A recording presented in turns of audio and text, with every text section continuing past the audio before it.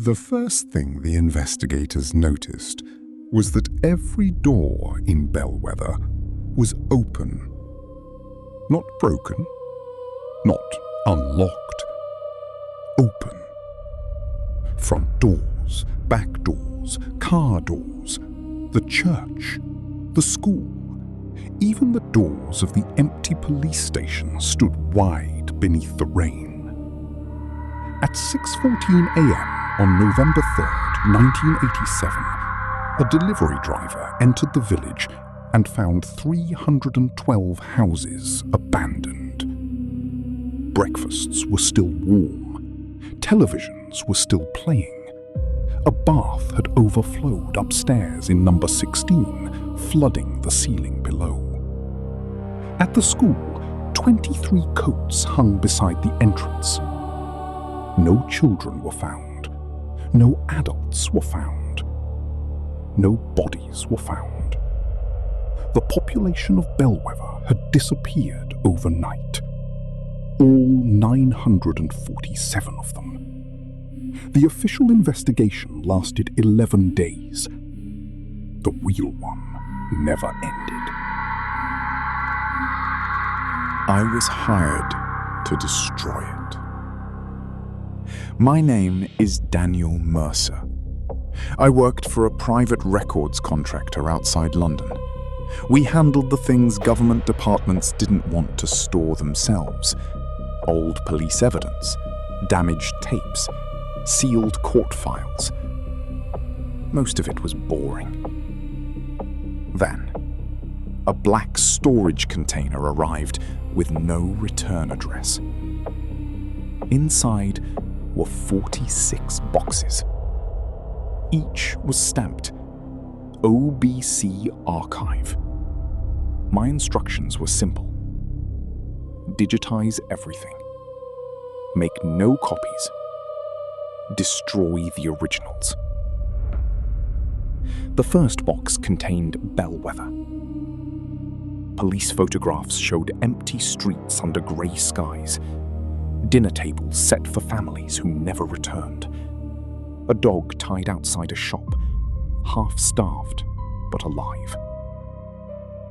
Then I found the emergency calls. The first came at 1:17 a.m. A woman whispered, "There's someone outside calling my name." The operator asked if she could see anyone. No. Then how do you know someone is there? The woman was silent for 8 seconds.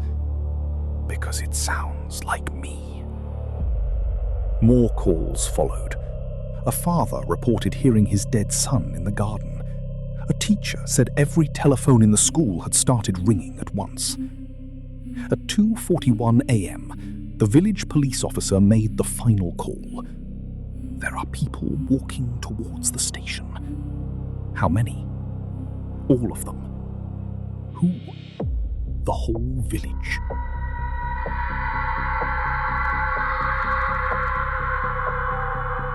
The recording crackled. Then the officer said something I replayed 5 times. They're smiling, but they don't know why. The call ended. By sunrise, Bellwether was empty. I should have stopped there. Instead, I opened the next box. It contained a photograph dated 1912. 47 miners stood outside a tunnel. Behind them was a black opening in the hillside. On the back, someone had written, "They heard their own voices below."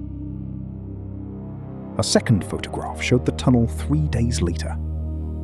No miners, only their lanterns, arranged in a perfect circle.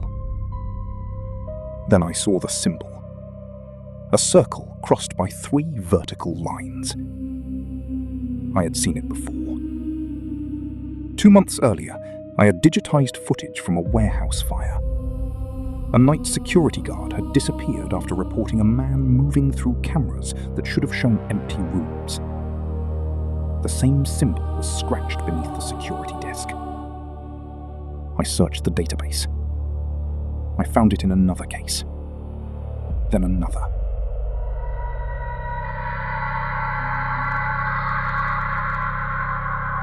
A radio recovered from a missing hiker. An emergency broadcast that interrupted every television in a small town. A commuter train recorded traveling beyond its final station. An apartment where residents heard voices behind a sealed wall. The symbol appeared in every file, sometimes on doors, sometimes on photographs, sometimes hidden in a single frame of video. Different years, different countries, different victims.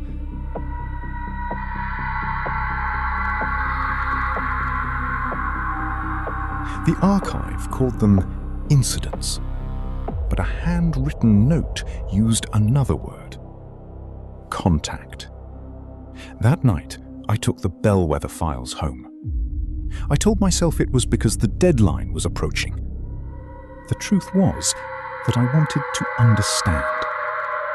At 2:13 a.m., I found a folder marked Case 0, Internal Access Only. Inside was one videotape. The label read, Bellwether Recovery Footage. There had been no recovery. I checked every report. No survivors. Still, I played the tape. A man sat in a white room. His clothes were soaked. Mud covered his hands. Someone behind the camera asked his name. Thomas Vale. Where are the others, Thomas? He stared at the floor, still listening. To what? Themselves. The interviewer asked what happened that night.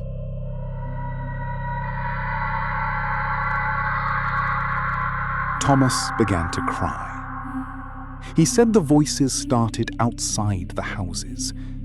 Everyone heard someone they trusted. A mother, a husband, a child. Sometimes someone dead. Sometimes their own voice.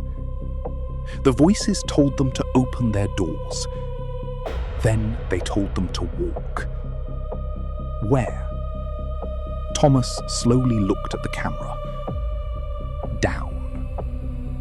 The footage cut to darkness. When it returned, Thomas was screaming. "They're not calling us!" The interviewer grabbed him. "Who are they calling?" Thomas stared directly into the lens. "Whoever hears about us next." The tape ended. I sat alone in my flat, listening to the machine click. Then my phone rang. Unknown number. I didn't answer. It rang again. And again. Finally, a voicemail appeared. The recording was 11 seconds long. At first, there was only static. Then I heard my own voice. "Daniel, open the door." Someone knocked. I called the police. While I waited, I searched the remaining archive. That was when I found the Observer files. Each incident had one. Not victims, observers. People who discovered the story afterwards. Investigators, journalists, police officers, archivists. Every name had a status. Exposed, followed, contacted. At the bottom of the Bellwether file was a newer entry.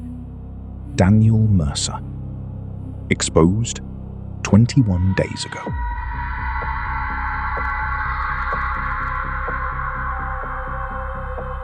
I stopped breathing. The container had arrived exactly 21 days earlier. A second line appeared beneath my name. I swear it wasn't there before. Contact expected. tonight. The knocking stopped. Then came a sound from my television. It had turned on by itself. Security footage filled the screen. My building. The camera outside my flat. I was standing in the corridor. Not someone who looked like me. Me. Same clothes. Same face. The other Daniel looked directly into the camera and smiled. My phone rang. This time the caller ID showed my own number. I answered. My voice whispered, "You were never hired to destroy the archive." The line went dead. Then I understood. I opened the first document again. Destroy the originals. I had assumed the archive wanted to disappear. It didn't. Paper could be locked away. Tapes could be buried. Photographs could be burned. But once digitized, a story could spread forever. The archive wasn't a record of the incidents. It was how the incidents traveled. Every investigator who read the files became part of the next file. Every journalist who told the story gave it somewhere new to go. Bellwether wasn't case zero because it was the first disappearance. It was case zero because it was the first time they learned how to make people listen. The police arrived at 3:02 a.m. They found my door open. My flat was empty. The computer was still running. One file remained on the screen. This one. The police report says Daniel Mercer disappeared that night. That isn't true. There was no Daniel Mercer. No employee by that name ever worked for the contractor. No container was delivered. No bellwether exists on any map. The photographs were fabricated. The tapes were blank. The names in the archive were invented. All except yours. You see, Daniel was never the observer.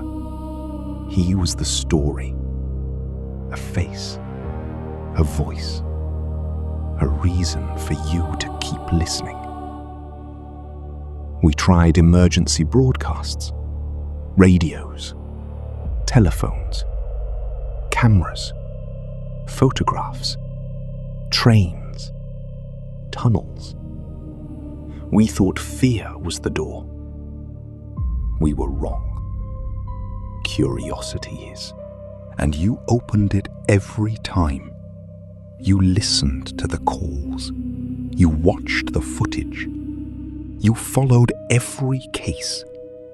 You reached the final file. That was the test. The archive does not contain 12 incidents. It contains 12 invitations. And if you are hearing this, the last one has finally been delivered. There is no need to look outside.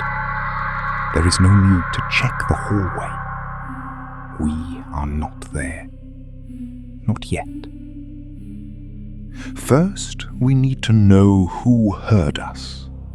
That is why, somewhere you cannot see, a new file has just been created. The name on it is yours. The first line reads, "Observer identified." The second, Season 1 complete. And beneath it, the final status has just changed. Contact expected. Tonight.